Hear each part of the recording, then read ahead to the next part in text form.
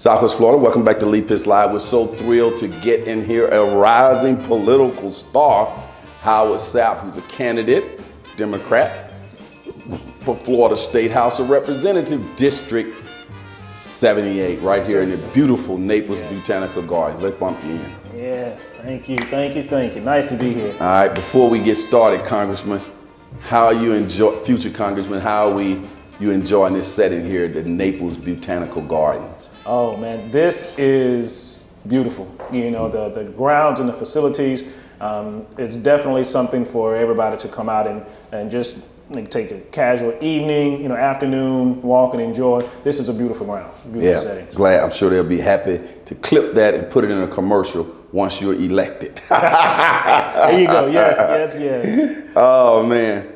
So you've been out there now shaking hands, kissing babies. Your campaign is in full effect. We've pretty much gotten past the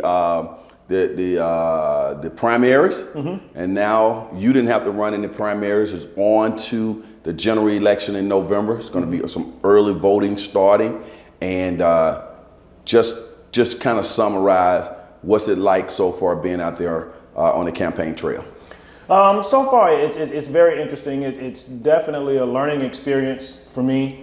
First campaign, being out there, meeting people, talking to people, and really understanding the issues. As far as what are important to so many people. What's important to everybody, and I would definitely want to bring that into the campaign and make sure that those issues are certainly being addressed. But getting out and going to different locations, different areas, it's like I said, it's definitely a learning experience. Trying to balance everything, but it's like I said, it's great. I'm enjoying it. I'm learning a lot. And I hope that, when I come across and talking to people, that I begin to express, their concerns, and take those with me, when I'm elected, and going up to Tallahassee. Yeah, you mentioned early on as your first campaign. What are some unique challenges that you see as it being your first campaign?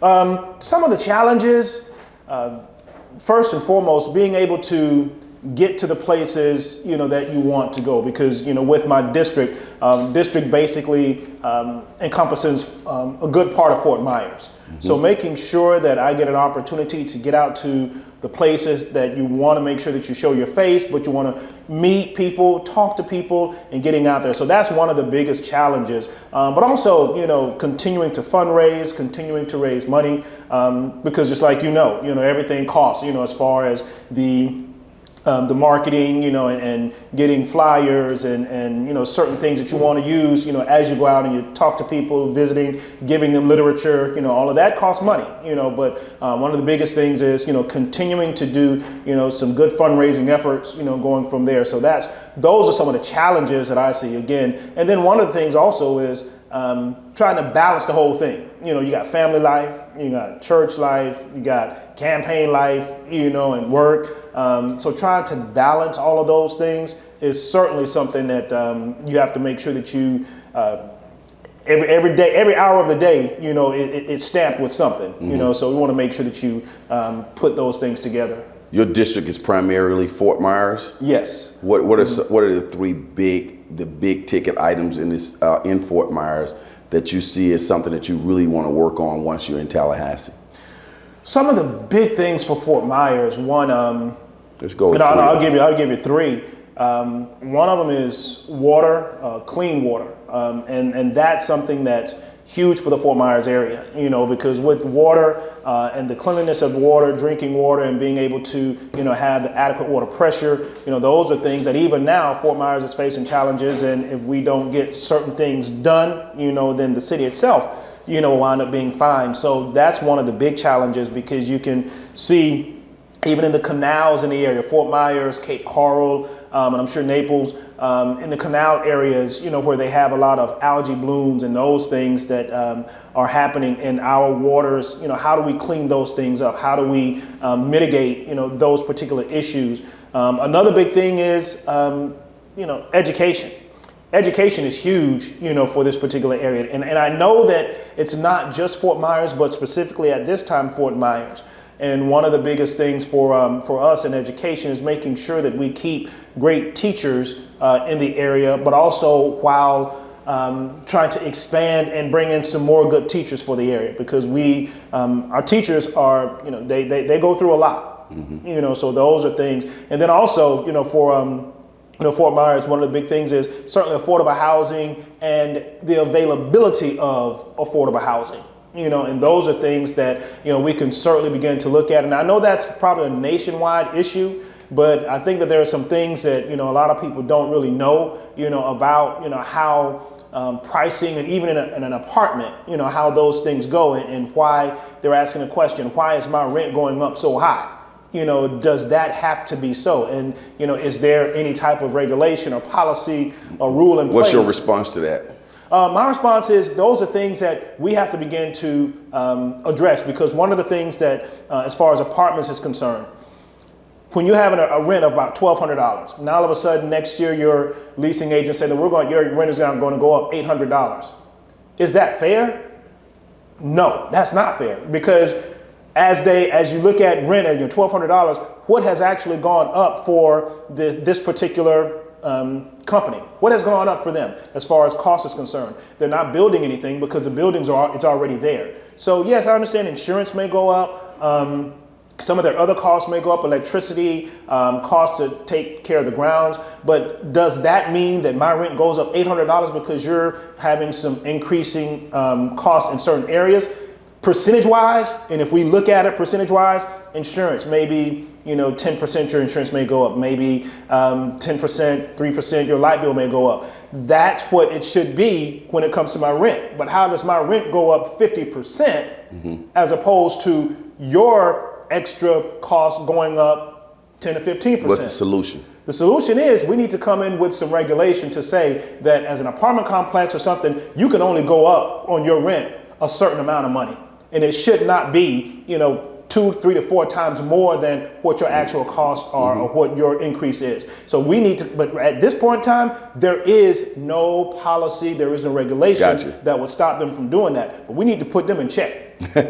How do you feel about the Fort Myers political climate? Right now, with Fort Myers, and I think that a lot of people don't really look, well, I'll take that back. I think they look at it but don't pay attention to it. The climate in Fort Myers right now is, we're historically Republican, or they'll say right-leaning, and what that means is, very conservative, which conservative actually just means, that they're more quote-unquote traditional. They're averse to any changes or anything being different.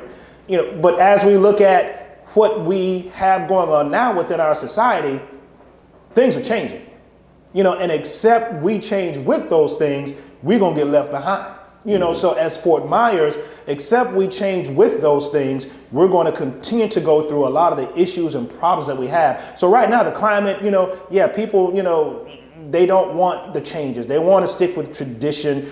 They want to stick with certain things or certain things in place, where historically we've always had issues with those things. I have to, say, even as far as the race issue and stuff like that in the Fort Myers area, those are areas where, we've always been struggling. We've always been going back and forth. So the political climate, in the area has to understand that we have to begin to make changes. And those changes has to start now. Actually, they should have started yesterday, but we need to move forward from there. In order for you to be elected as a state representative for District 78, you will have to attract a cross section of races and people and genders and all of these types of things to vote for you.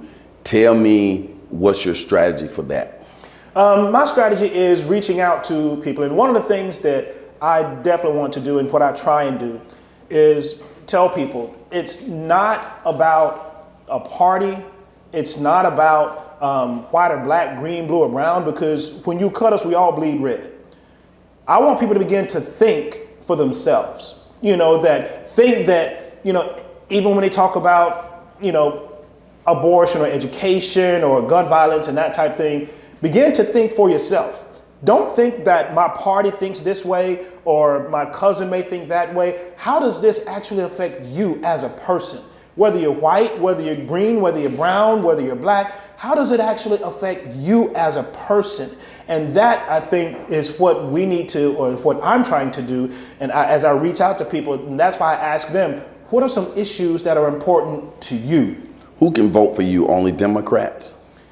No, anybody can vote for me that's in the district, and I would greatly appreciate, Democrat, Republican, Independent, they can certainly come and vote for me on November 8th when that election happens. So certainly, when you're on that ballot, it doesn't matter what party you're in, what you're registered as, that person can vote for whomever they want to vote for. Exactly. Okay. Exactly.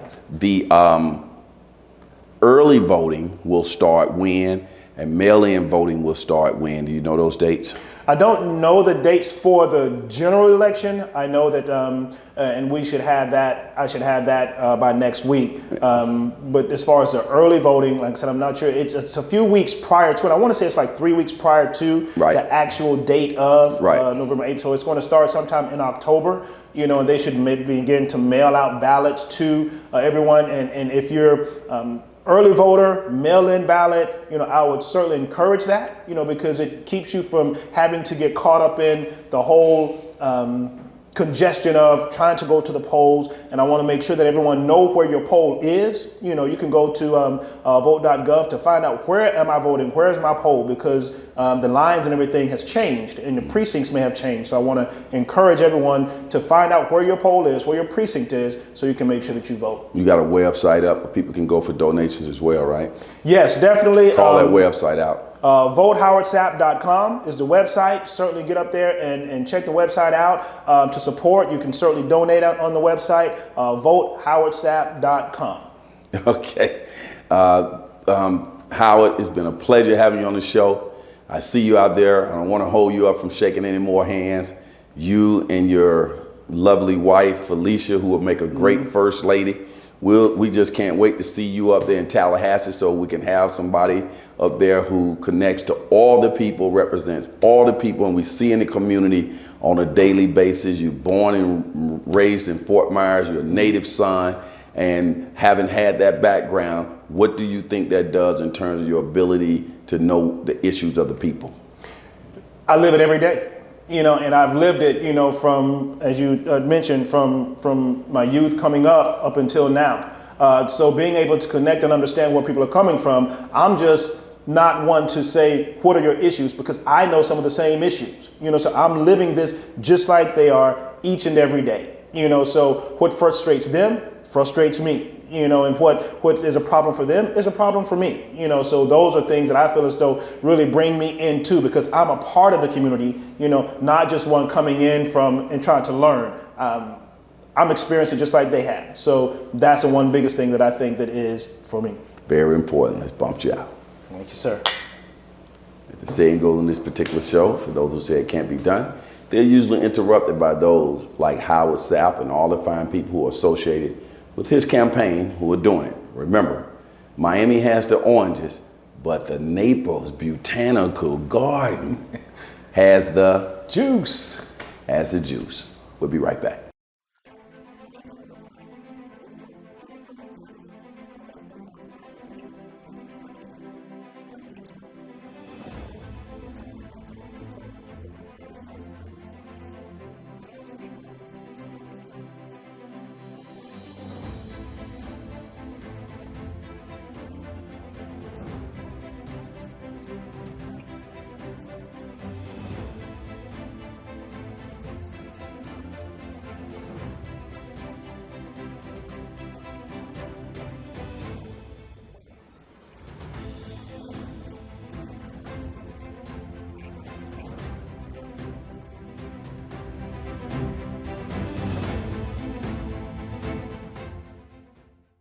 Lee Pitts Live is a Lee Pitts Enterprise production.